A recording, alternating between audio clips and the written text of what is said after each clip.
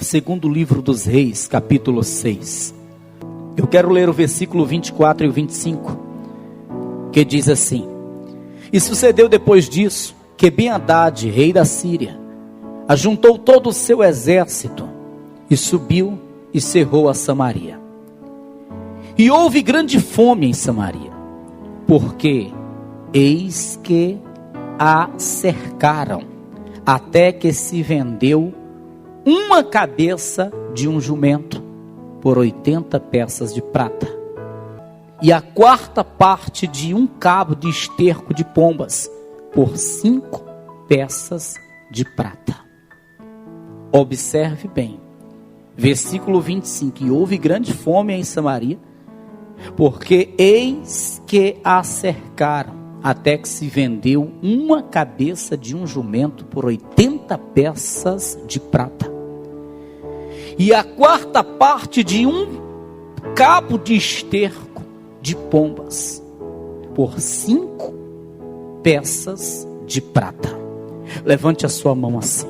Senhor, tua palavra vai ser agora ministrada, e eu peço que o Senhor use a minha vida e fale ao coração de todos nós que aqui estamos, e ao coração de todos que irão ouvir pelo rádio esta mensagem.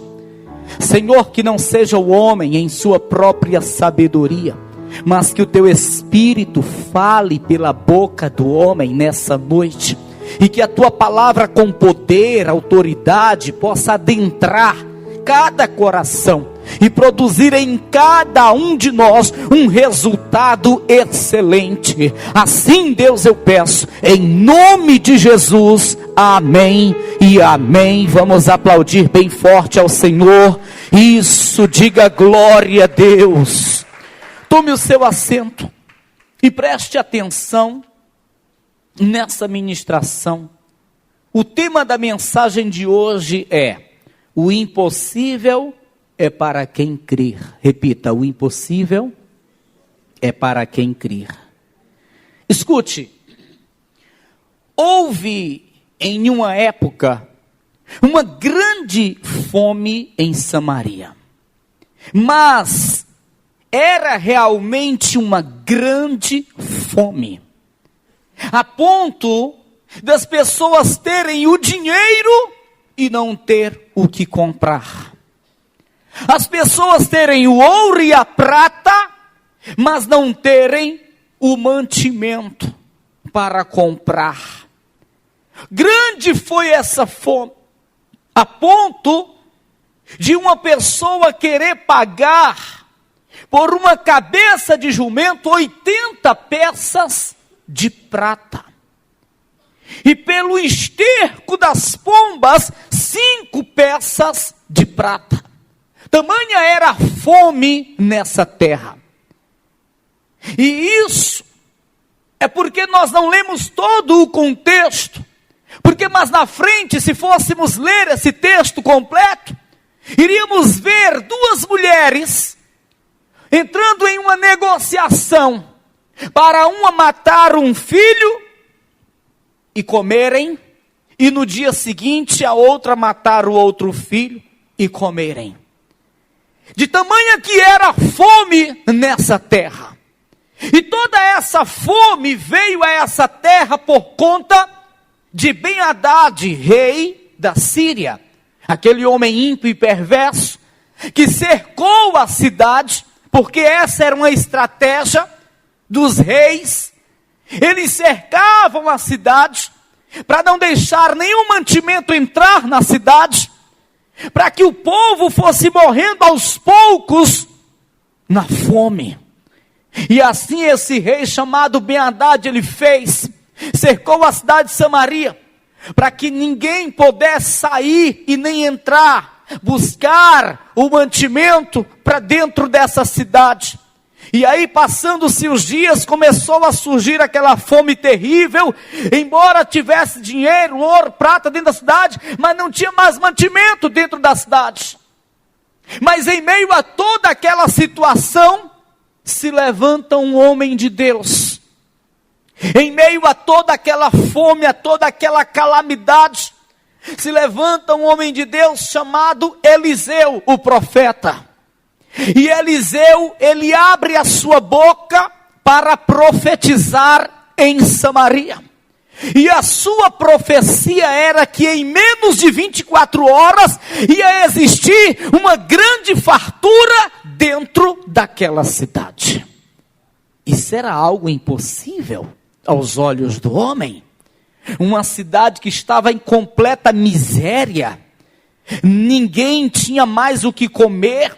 As pessoas davam, ou pelo menos ofereciam uma fortuna por uma cabeça sequer de um jumento, para poder saciar a fome. E um homem levanta a sua voz profetizando que em menos de 24 horas haveria dentro daquela cidade uma grande fartura. Isso para muitos era uma grande loucura. Isso para muitos era uma grande mentira, uma grande baboseira. Isso para muitos era realmente algo impossível de acontecer. Mas o profeta, ele profetizou. Mas o profeta, ele abriu a sua boca e declarou que em menos de 24 horas, dentro daquela cidade haveria grande fartura, independentemente das circunstâncias. No capítulo 7, versículo 1, está escrito assim: então disse Eliseu, ouvi a palavra do Senhor, assim diz o Senhor, amanhã, quase a este tempo, uma medida de farinha haverá por um ciclo, e 2 medidas de cevada por um ciclo à porta de Samaria.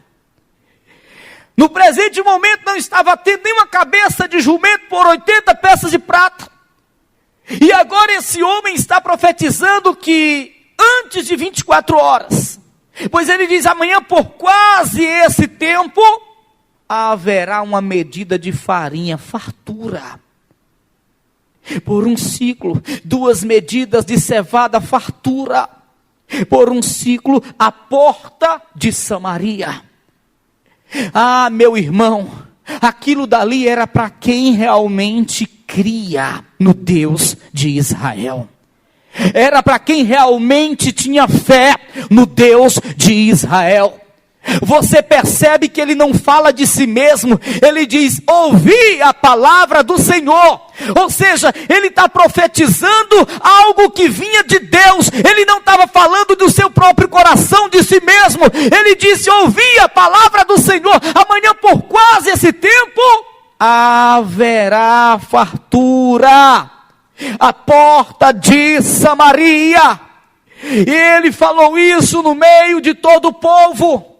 Ele falou isso no meio de uma multidão que estava chorando com fome, sem ter o que comer. E muitos creram, mas outros não. Muitos acreditaram, mas outros não. Muitos tomaram posse dessa profecia, mas outros não. Porque em um lugar tem aqueles que creem, tem aqueles que não creem. Em um lugar tem aqueles que tomam posse, tem outros que não tomam posse. Mas o milagre de Deus só acontece na vida daqueles que creem, na vida daqueles que tomam posse. Aqueles que não creem ouvem a profecia, vê os outros desfrutando da profecia feita, vê os outros desfrutando do milagre, mas ele próprio não desfruta. Por quê? Porque não creu, porque não tomou posse. Repito, muitos ali acreditaram nessa palavra, muitos ali creram, tomaram posse dessa profecia, mas houve aqueles que não creram, que não tomaram posse. E um dos tais era um capitão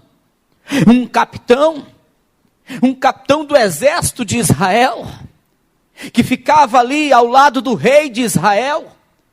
Quando o profeta abriu a sua boca e trouxe essa profecia da parte do Senhor, ele logo se manifestou dizendo, ainda que o Senhor abra as janelas dos céus, isso jamais poderia acontecer. Ou seja, ele não acredita, ele não crê nisso que o profeta falou, ele não crê nisso que é um impossível, ele não acredita. No versículo 2 está escrito: porém um capitão, em cuja mão o rei se encostava, respondeu ao homem de Deus e disse: eis que ainda que o Senhor fizesse janelas no céu, poder-se-ia fazer isso? Ainda que o Senhor fizesse janelas no céu, poderia isso vir a acontecer? Aí o profeta lhe responde, a continuação do versículo diz: e ele disse: eis que o verás com os teus olhos, porém daí não comerás. Tu vai ver com os teus olhos o que eu falo acontecendo, mas tu não vai provar desse milagre. Tu não vai tocar neste milagre. Com os teus olhos verás, mas com a tua mão não tocarás. Tu não vai desfrutar desse milagre, porque o milagre de Deus é para os que creem. O milagre de Deus é apenas para os que creem. Se você não crer no milagre, você não desfruta dele, você não toca nele, você não usufrui dele. Mas se você crê no milagre, você toma posse, você toca, você desfruta, você realmente passa a viver esse milagre. O capitão abre a sua boca e diz: ainda que o Senhor abrisse janelas no céu, isso não poderia acontecer, porque ele não vivia pela fé, porque aos seus olhos aquilo era algo impossível, porque ele não acreditava que o impossível pudesse acontecer, se tornar possível. O profeta vai lá e diz: olha, verás acontecendo o que digo, em menos de 24 horas, teus olhos verás a prosperidade, a fartura em Samaria. Porém não tocarás, não desfrutarás, não irá usufruir desse milagre. Deixa eu dizer uma coisa para você. Nunca duvide do poder de Deus. Nunca duvide das coisas de Deus. Olha, o Senhor em toda a sua palavra ensina que nós devemos viver pela fé. Viver pela fé é isso. A pessoa, ela está em uma situação decadente, mas a sua fé está viva dentro do seu coração. A pessoa está passando por um momento muito difícil, mas a sua fé está viva dentro do seu coração. A pessoa está dentro de uma situação muito complicada, mas a sua fé está viva dentro do seu coração, e porque a sua fé existe, está viva, então a qualquer momento a situação ela se inverte, a qualquer momento o Senhor faz aquela pessoa sair daquele lugar de complicação, daquela situação crítica, e o Senhor lhe concede vitórias sobre algo que parecia ser impossível. Nós temos vários testemunhos na Bíblia. Aquela mulher chamada Ana, que chorava amargamente, vivia em uma terrível vergonha, pois ela era humilhada dia e noite, pois ela era impossibilitada de gerar um filho. Mas ela tinha fé no seu coração. E em um momento, em uma breve oração que fez, em um momento, em alguns minutos, a sua história foi transformada, porque o Senhor lhe abriu a madre, e ela começou a gerar filhos, e um dos filhos que ela gerou, foi o grande profeta Samuel. Havia uma mulher, isso no Novo Testamento, que vivia sofrendo, ela tinha uma hemorragia, uma doença, a Bíblia a identifica como a mulher do fluxo de sangue. Ela derramava seu sangue, há muito tempo, há anos, ela vinha nessa situação. Não podia ficar perto de ninguém, porque as pessoas naquela época a consideravam como uma mulher imunda, devido à sua hemorragia.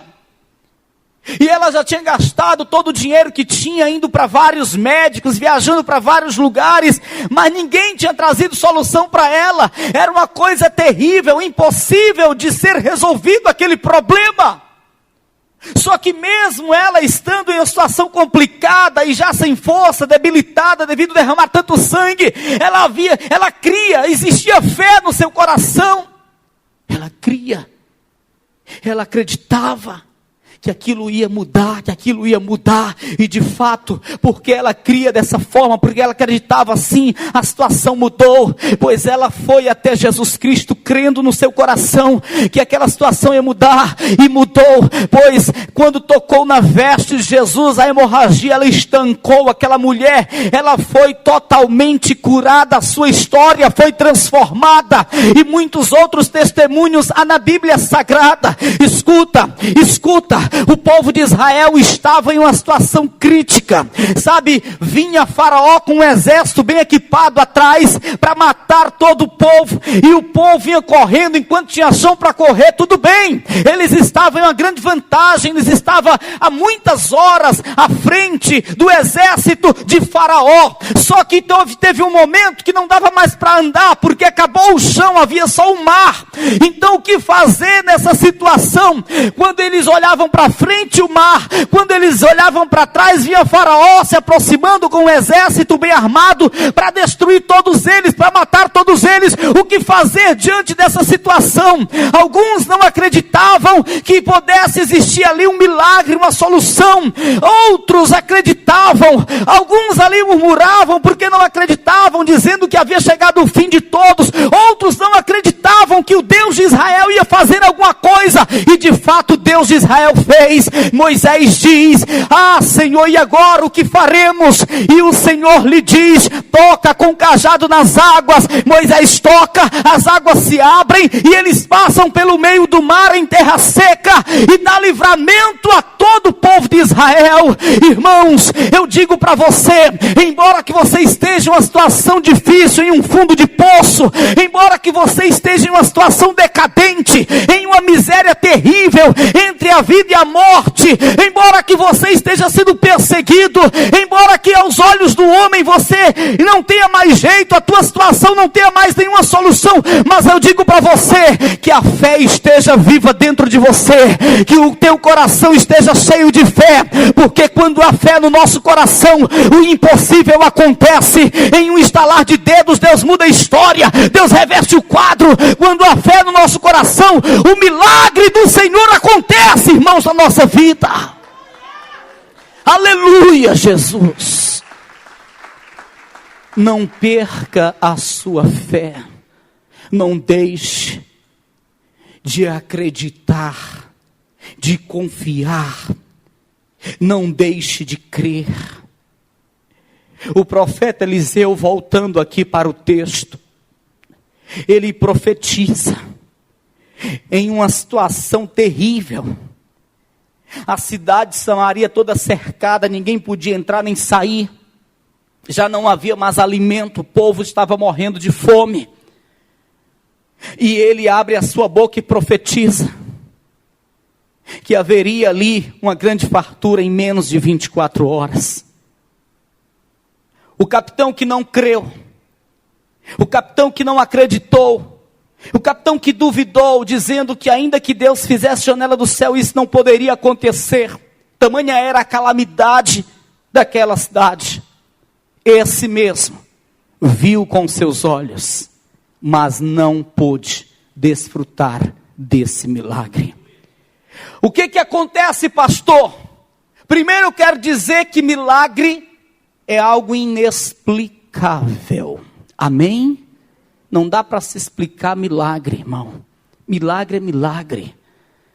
Milagre é algo inexplicável. Uma porta se abre do nada. Você está endividado, de repente, do nada acontece alguma coisa, você tem o dinheiro para quitar aquela dívida. Você está lá no médico, lá as pessoas desenganaram você, dizendo que você não tinha mais nem 5 dias de vida, pudesse já preparar já a sepultura, e quando menos espera, do nada, você sai daquele leito andando e feliz da vida, curado completamente, ninguém sabe dizer como aconteceu, a medicina fica surpresa com isso, porque milagre é assim, é inexplicável. Mas aqui até que dá para a gente ver o que acontece. Porque Deus fez vir um som, um barulho, algo estranho, aonde estava o exército da Síria. Eles estavam cercando toda a cidade. E com pouco eles começam a ouvir, como se fosse cavalos, correndo. Como se fosse um grande exército gritando, com espadas nas mãos.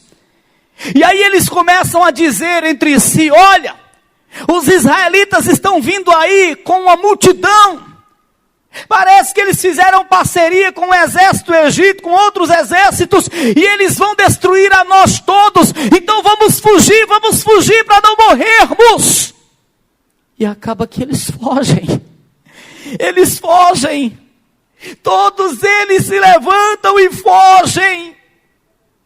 No versículo de número 5, ainda no capítulo 7, está escrito: e levantaram-se ao crepúsculo para irem ao arraial dos sírios. E chegando à entrada do arraial dos sírios, eis que não havia ali ninguém. Eles já fugiram. Eles fugiram, versículo 6, porque o Senhor fizera ouvir no arraial dos sírios ruído de carros e ruído de cavalos, como o ruído de um grande exército, de maneira que disseram uns aos outros: eis que o rei de Israel alugou contra nós os reis dos heteus e os reis dos egípcios para virem contra nós. Pelo que se levantaram e fugiram no crepúsculo, e deixaram as suas tendas, e os seus cavalos, e os seus jumentos, e o arraial como estava, e fugiram para salvarem a sua vida. Fugiram. Não deu tempo nem pegar as tendas. Não deu tempo, olha, eram milhares de homens que estavam acampados em volta de Samaria. Eram várias tendas. Dentro dessas tendas existiam ouro, prata, riquezas, equipamentos de guerra. Fora das tendas, muitos cavalos, bois, ovelhas, muito mantimento. Era muita cevada, era muita farinha, era muito trigo, era grande fartura. Ora, também era para alimentar um exército enorme, milhares de homens. Irmãos, eles fugiram deixando tudo isso. Eles sequer pegaram o equipamento de guerra. Eles sequer montaram-se nos cavalos, alguns fugiram, foi correndo mesmo, de tanto medo que estavam. Irmãos, Deus fez esse medo vir ao coração deles, para que eles fugissem, e quando eles fogem, o que acontece? À porta de Israel existia uma grande fartura, conforme foi profetizado há alguns instantes atrás. O que existia à porta de Israel? Ouro, prata em fartura, muito mantimento, equipamentos de guerra, cavalos. Existia muita fartura, conforme foi profetizado pelo profeta. No versículo de número 16 está escrito: então saiu o povo e saqueou o arraial dos sírios, e havia uma medida de farinha por 1 siclo, e 2 medidas de cevada por 1 siclo, conforme a palavra do Senhor. Conforme a palavra do Senhor. Ei, parece impossível, é por isso que chamam os crentes de loucos, porque o camarada está numa situação difícil, complicada, e a gente diz: vai dar certo. O camarada está numa situação complicada, difícil, difícil. E aí o crente vai lá e diz: vai dar certo, Deus vai mudar essa história, tu vai dar a volta por cima, tu vai vencer. É por isso que nos chamam de louco. Eu já fui várias vezes chamado de louco. Mas eu sou chamado de louco porque eu creio no Deus do impossível. Eu sou chamado de louco porque eu creio no Deus do impossível. Esse Deus, o Deus do impossível, esse é quem eu creio, esse é quem eu sirvo. Eu realmente já contemplei Ele fazendo coisas sobrenaturais na minha vida, na vida de tantas pessoas. Eu não teria motivo, razão de não acreditar, de não crer. Então, meu irmão, embora que a tua situação esteja difícil hoje, embora que a tua vida hoje esteja como a cidade de Samaria, em uma situação crítica, caótica, mas eu te digo, aguenta aí, creia tão somente, porque o Senhor, antes que terminemos essa campanha, Ele vai fazer você subir aqui e dar grande testemunho de vitória. Milagres irão acontecer na tua vida, porque esse Deus é o Deus do impossível, irmão. Aleluia, Jesus. É o Deus do impossível, que nós temos que apenas crer, não duvidar. Não olhe para as circunstâncias, faça como fez o profeta. Não olhe para as circunstâncias, apenas creia. Vai acontecer, o Senhor vai mudar a história, vai reverter a situação. Não olhe para as circunstâncias, apenas creia que o Senhor vai fazer. Diz a palavra do Senhor no versículo 18, ainda no capítulo 7. Porque assim sucedeu como o homem de Deus falara ao rei, dizendo: amanhã quase a este tempo haverá 2 medidas de cevada por 1 siclo, e 1 medida de farinha por 1 siclo à porta de Samaria. E aquele capitão respondera ao homem de Deus e disse: eis que ainda que o Senhor fizesse janelas no céu, poder-se-ia isso fazer conforme essa palavra? E o homem, escute, e o homem de Deus dissera: eis que o verás com os teus olhos, porém daí não comerás. E assim lhe sucedeu, porque o povo o atropelou à porta e ele morreu. Amém? Ele viu, mas ele não usufruiu, porque ele foi incrédulo, porque ele não creu. Ele viu a profecia se cumprindo. Ele viu as pessoas no meio da fartura, comendo, se fartando. Ele viu a prosperidade, a porta de Samaria, conforme foi dito, mas ele não desfrutou, porque ele foi incrédulo. Amém? Porque a sua fé foi insuficiente. Não seja incrédulo. Você lembra do que Jesus falou aos discípulos? Ele já tinha ressuscitado, e alguns já tinham visto a ele ressuscitado, e disseram aos outros que ainda não tinham visto, mas muitos ali não acreditavam. Tomé era um dos tais: se eu não ver, eu não creio. Se eu não puser aqui a minha mão no lado dele, onde foi furado, nas mãos, eu não creio. E deixa que Jesus passou 3 anos, que foi o tempo do seu ministério, ao lado deles, dizendo que ia morrer, mas ao 3º dia ressuscitaria. Mas ele ainda assim não acreditava, e alguns que estavam ali. Jesus aparece ali naquele lugar onde eles estavam, ficaram admirados: Senhor, Senhor. Aí Jesus repreende Tomé: porque está vendo, acredita?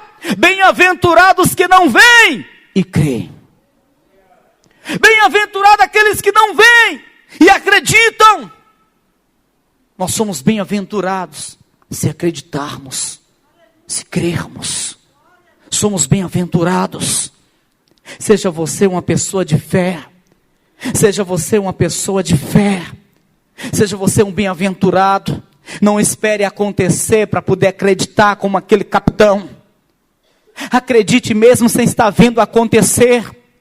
Acredite mesmo sem nada estar acontecendo, porque a fé é isso, é a certeza das coisas que ainda não existem. Isso é fé. E é assim que o Senhor quer que vivamos, pela fé. O justo viverá pela fé.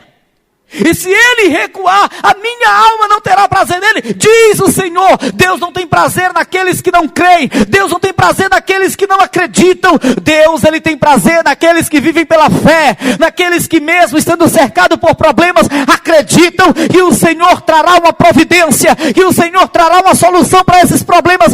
Isso é viver pela fé, e o Senhor tem prazer nesses que assim vivem nessa terra, irmãos. Amém. É assim que nós devemos viver. É assim que você vai viver e é assim que você vai vencer. Acreditando no impossível. Acreditando no que não apalpa. Acreditando no que não vê. Acreditando que vai acontecer, mesmo sem estar vendo acontecer. Isso é viver pela fé. E os que vivem assim são bem-aventurados, são vitoriosos nesta vida. Amém, pessoal? Amém, pessoal? Se coloca de pé em nome de Jesus. Oh, aleluia.